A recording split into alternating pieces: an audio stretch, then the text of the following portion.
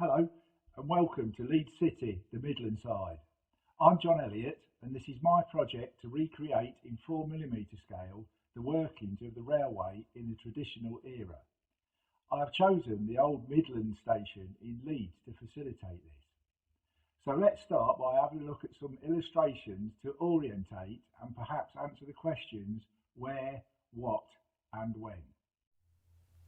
Leeds today is at the centre of the metropolitan county of West Yorkshire, but back in the day it was in the West Riding of Yorkshire. Regarding the Midland railway system, it found itself part way along the trunk route to Scotland, about 200 miles north of London and 100 miles short of Carlisle and the border. Ideally it would have been a through station, but by a quirk of history it is a terminus close to the city centre. Originally, the station was built by the Leeds and Bradford Railway.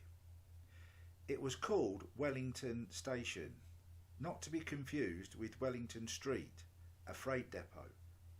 Little did the original promoters know that one day their terminus in Leeds would become part of a national network.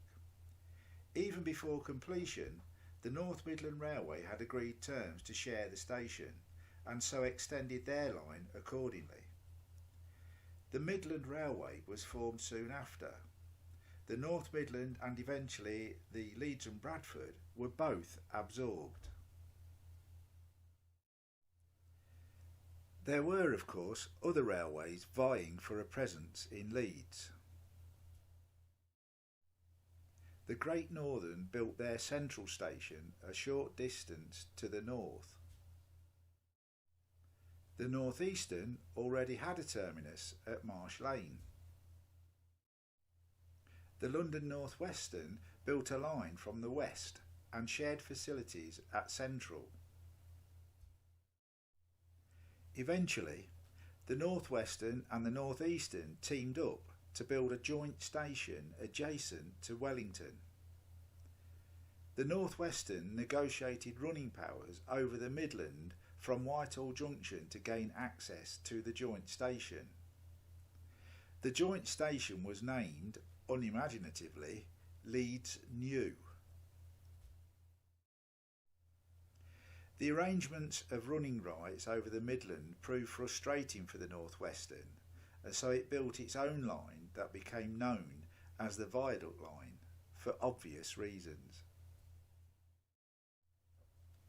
After the grouping in 1922, Wellington and New fell under the LMS management. In the 1930s, Wellington was rebuilt along with the adjacent Queen's Hotel. A grand Art Deco concourse was built across the platform ends. It connected Wellington with New and also with the hotel. The complex was renamed Leeds City. However, from a railway operating point of view, the two stations were referred to as City North and City South, respectively.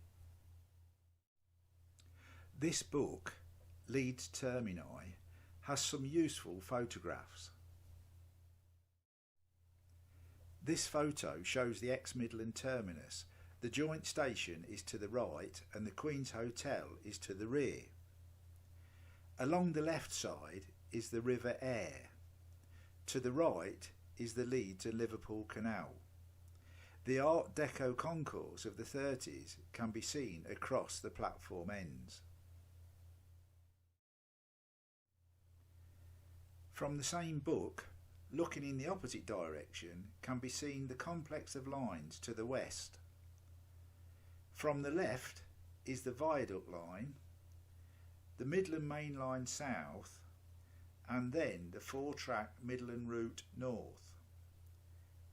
Completing the triangular junction is the Avoiding Line, connecting Engine Shed Junction to the left with Whitehall Junction to the right. Both photographs were taken in the early 60s, probably in connection with British Rail's modernisation scheme for the area. This fits in nicely with my chosen time period, 1962.